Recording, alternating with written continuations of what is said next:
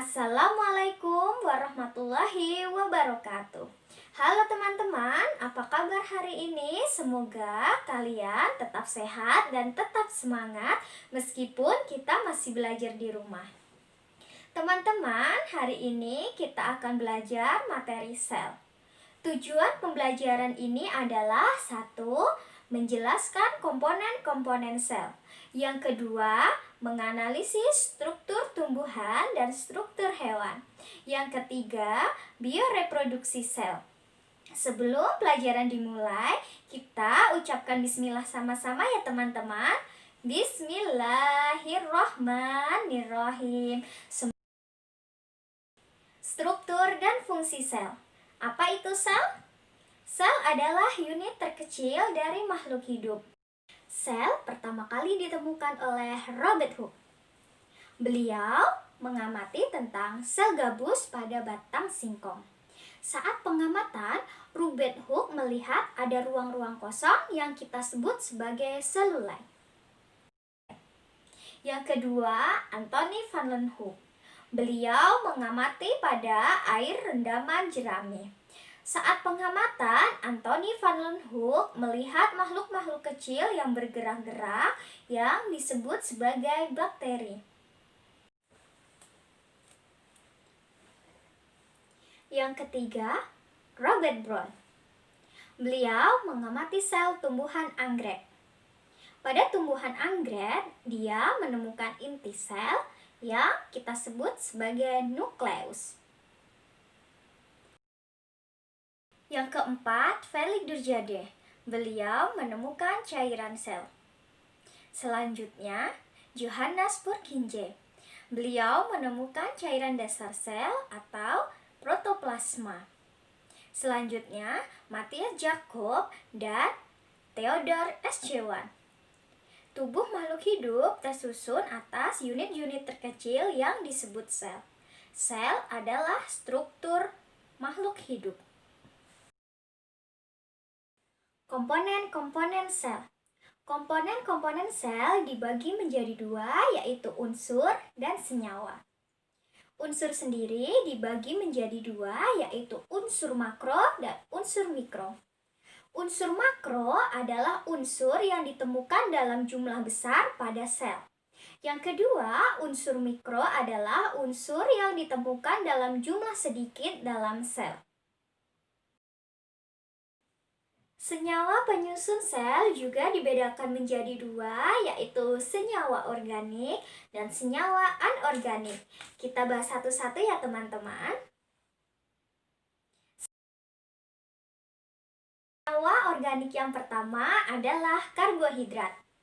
Karbohidrat tersusun atas atom karbon, hidrogen, dan oksigen. Karbohidrat merupakan sumber energi dan komponen terpenting untuk dinding sel. Karbohidrat pada membran sel terdiri atas oligosakarida dan polisakarida yang bisa berikatan dengan protein dan lipid sehingga membentuk glikoprotein dan glikolipid yang berfungsi sebagai bahan respirasi sel. Yang kedua adalah protein. Protein merupakan senyawa terbesar penyusun sel. Protein tersusun atas asam amino dan unsur lain. Protein penyusun sel sendiri dibagi menjadi dua, yaitu protein struktural berperan dalam pembentukan struktur sel, dan yang kedua adalah protein fungsional yang berperan sebagai pengatur aktivitas sel. Yang ketiga adalah lemak atau lipid. Lipid tersusun atas karbon, hidrogen, dan oksigen. Di dalam lipid terdapat lipid penting yaitu fosfolipid, glipolipid, dan steroid. Fungsi dari lipid yaitu membentuk membran plasma. Yang kedua, sebagai sumber energi cadangan sel. Nah, sekarang kita ke senyawa anorganik.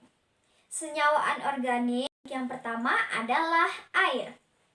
Air termasuk komponen utama dalam protoplasma. Fungsi air sebagai media reaksi kimia sel. Selanjutnya, air juga berfungsi sebagai bahan baku hidrolisis transportasi zat. Yang kedua adalah garam mineral.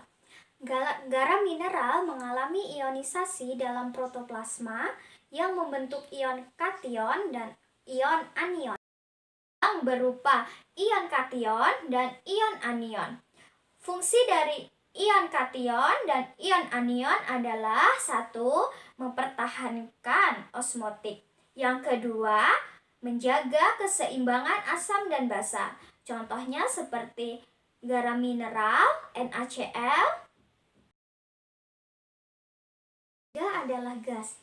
Gas yang terlibat dalam aktivitas sel yaitu O2 sebagai respirasi, CO2 sebagai fotosintesis dalam tumbuhan, yang ketiga amoniak sebagai zat sisa dari pemecahan senyawa protein. Teman-teman, ada yang tahu kenapa sel dikatakan unit terkecil makhluk hidup? Mari kita pelajari ya. Makhluk hidup tersusun atas sistem organ tersusun atas organ tersusun atas jaringan, dan jaringan tersusun atas kumpulan-kumpulan sel. Selanjutnya, kenapa sel dikatakan unit struktural dan unit fungsional? Berikut penjelasannya.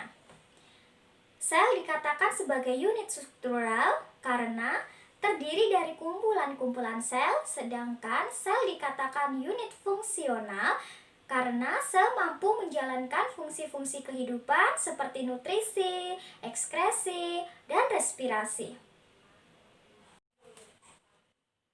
Struktur-struktur penyusun sel.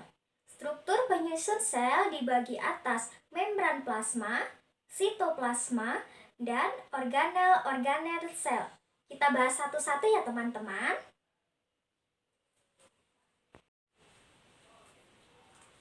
Yang pertama adalah membran sel. Membran sel adalah lapisan terluar yang menyelubungi seluruh badan sel. Fungsi dari membran sel sendiri melindungi bagian dalam sel dan membatasi sel dengan lingkungan luar. Yang kedua adalah sitoplasma.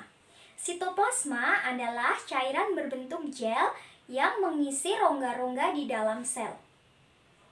Sitoplasma mempunyai fungsi sebagai media suspensi partikel kecil dan organel-organel sel.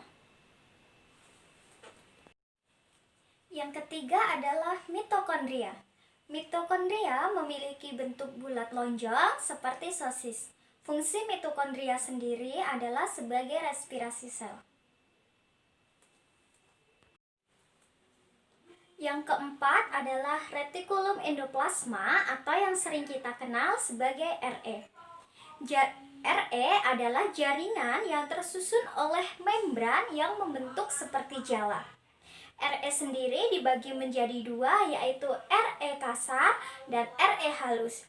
Fungsi dari RE kasar adalah menampung protein yang disintesis oleh ribosom. Yang kedua, fungsi dari RE halus adalah mensintetis lemak dan kolesterol.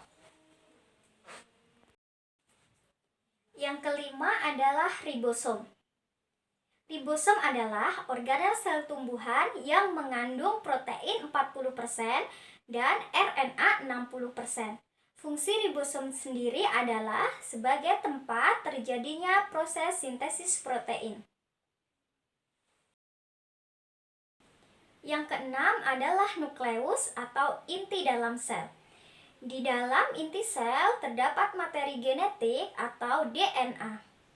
Fungsi dari nukleus sendiri adalah sebagai tempat mengontrol aktivitas sel. Yang ketujuh adalah badan Golgi. Badan Golgi adalah organel sel yang berbentuk kantung tipis berlapis. Fungsi dari badan Golgi adalah sekresi pada sel. Yang kedelapan adalah plastida. Plastida terbagi ada terbagi atas prosplastid, leukoplas, kloroplas, kromoplas, amiloplas, elaioplas, etioplas.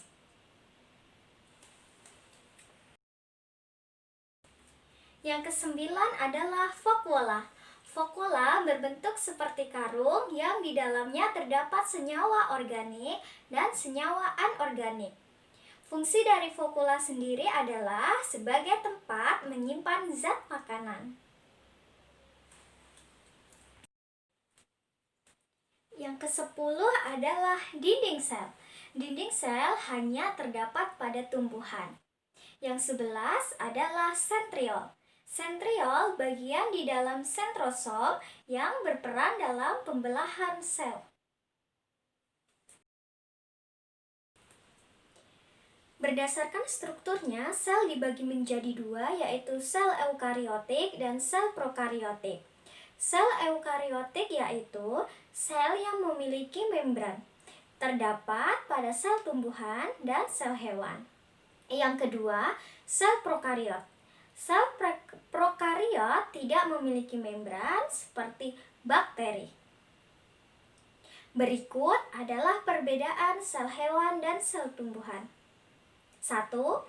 Dari bentuknya, sel hewan bermacam-macam dan dapat berubah-ubah, sedangkan sel tumbuhan bentuknya tetap.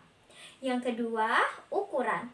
Pada sel hewan, ukurannya kecil, sedangkan pada sel tumbuhan ukurannya besar. Yang ketiga adalah dinding sel. Pada hewan tidak terdapat dinding sel. Pada tumbuhan terdapat dinding sel. Yang keempat, lisosom. Pada sel hewan terdapat lisosom, sedangkan pada sel tumbuhan tidak ada. Yang kelima adalah vakuola. Pada sel hewan, vakuolanya kecil, sedangkan pada sel tumbuhan, vakuolanya besar. Yang keenam adalah sentrosom. Pada sel hewan terdapat sentrosom, dan pada sel tumbuhan tidak terdapat sentrosom. Selanjutnya adalah bioproses sel.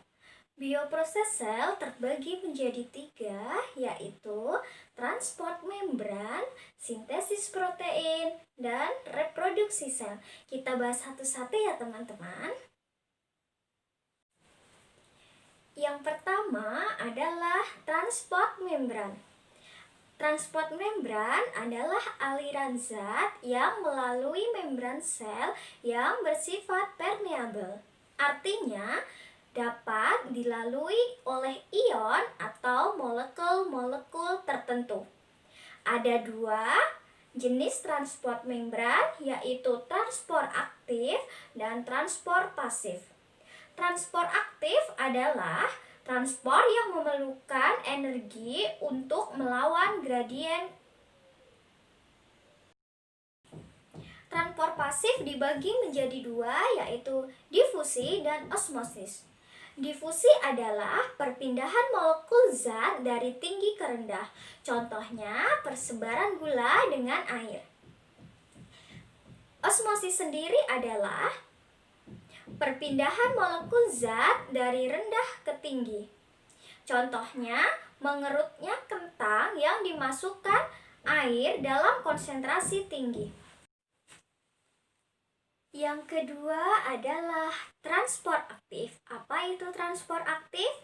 Transport aktif adalah molekul atau ion yang melawan gradien konsentrasi.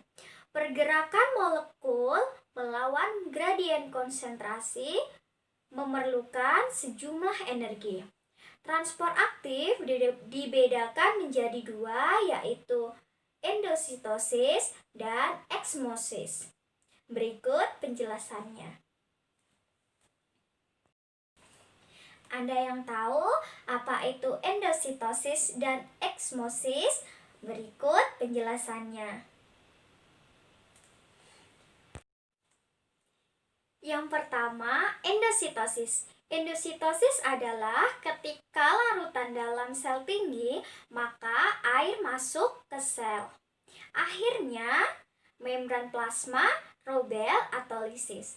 Endositosis dibagi menjadi dua, yaitu fagositosis dan pinositosis. Berikut penjelasannya. Penjelasan yang pertama adalah fagositosis. Ada yang sudah tahu apa itu fagositosis? Fagositosis adalah masuknya zat padat, contoh bakteri yang merugikan tubuh, seperti leukemia atau sel darah putih. Yang kedua, pinositosis atau masuknya zat cair. Contohnya penyerapan zat cair pada usus halus. Yang kedua adalah eksmosis. Eksmosis adalah ketika larutan di luar sel, maka air akan keluar sel dan menyebabkan pengerutan atau krenas. Kalau pada tumbuhan menyebabkan terlepasnya membran dari dinding sel atau plasmolisi. Perhatikan gambar berikut ya teman-teman. Masing-masing gambar tersebut diisi dengan konsentrasi yang berbeda. Yang pertama, isotonik. Artinya, konsentrasi larutan yang berada di dalam dan di luar sel sama. Yang kedua, hipotonik. Artinya, konsentrasi zat larutan yang berada di luar sel jauh lebih rendah dibanding larutan di dalam sel. Yang ketiga, hipertonik. Konsentrasi zat yang berada di luar sel jauh lebih tinggi, maka proses yang terjadi adalah pertama, kalau dimasukkan ke dalam larutan isotonik, maka akan mengalami plaksit atau lemak. Yang kedua, kalau larutan dimasukkan ke dalam hipotonik, maka akan mengalami pembesaran atau turgin karena air akan masuk ke dalam sel. Yang ketiga, kalau dimasukkan ke larutan hipertonik akan mengalami plasmolisis, yaitu proses melepasnya membran sel dari dinding sel. Selanjutnya adalah sintesis protein. Sintesis protein adalah proses pembentukan partikel yang melibatkan sintesis RNA yang dipengaruhi oleh DNA. Sintesis protein terjadi di ribosom. Sintesis protein membutuhkan 1. Enzim RNA polimerase, 2. DNA, 3. RNA, 4. ATP. Ada 2 tahap dalam proses sintesis protein. Yang pertama ada transkripsi, yang kedua ada translasi. Berikut penjelasan. Yang pertama adalah transkripsi. Transkripsi adalah pembuatan RNA, terutama mRNA, dengan menyalin sebagian berkas DNA oleh enzim RNA polimerase. Yang kedua adalah translasi. Translasi adalah penerjemah kode pada mRNA menjadi asam amino. Berikut adalah proses sintesis protein. 1. Inisiasi. 2. Elongasi. Yang ketiga, terminasi. Berikut penjelasannya ya teman-teman. 1. Inisiasi. Inisiasi adalah tahap ini diawali oleh melekatnya enzim RNA polimerase pada rantai atau pita DNA pada titik awal. Daerah ini dinamakan dengan promometer, yaitu tempat dimulainya sintesis protein pasangan DNA dan mRNA. Yang kedua, elongasi. Enzim RNA polimerase akan membentuk mRNA hingga terbentuk rantai mRNA. Rantai mRNA akan terus memanjang, maka tahap ini dinamakan tahap elongasi. Yang ketiga, tahap transkripsi. pembentukan RNA dan dari salah satu pita cetakan DNA atau DNA sense. Pada tahap ini menghasilkan 3 jenis RNA, yaitu 1 mRNA, 2 tRNA, 3 rRNA.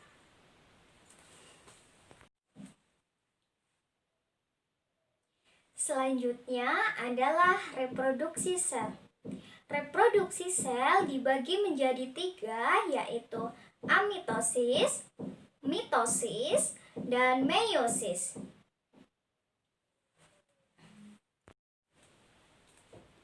Meiosis adalah pembelahan sel yang menghasilkan 4 sel anakan yang masing-masing sel memiliki separuh dari jumlah sel kromosom sel induknya. Mitosis. Mitosis adalah pembelahan sel di mana kromosom di dalam nukleus terbelah menjadi 2 kromosom yang identik. Berikut video proses pembelahan sel.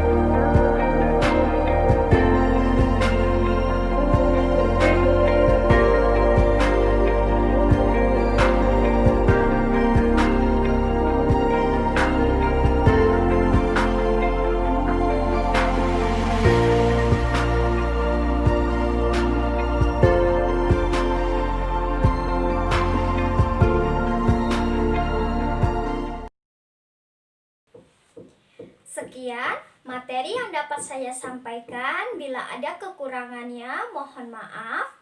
Wassalamualaikum warahmatullahi wabarakatuh.